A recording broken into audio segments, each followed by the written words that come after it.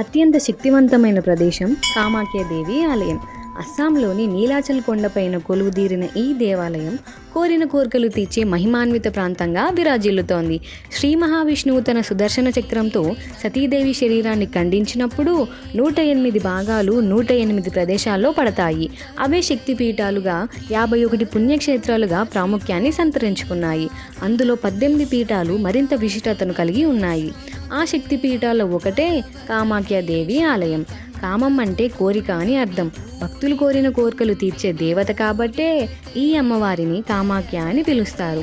ఈ క్షేత్రానికి ఉన్న మరో ప్రత్యేకత, కామాఖ్య అమ్మవారికి ప్రతి ఏటా జూన్లో అంటే ఆషాఢ మాసంలో ఋతుస్రావం జరుగుతుంది. ఆ సమయంలో 3 రోజుల పాటు గుడిని మూసివేస్తారు.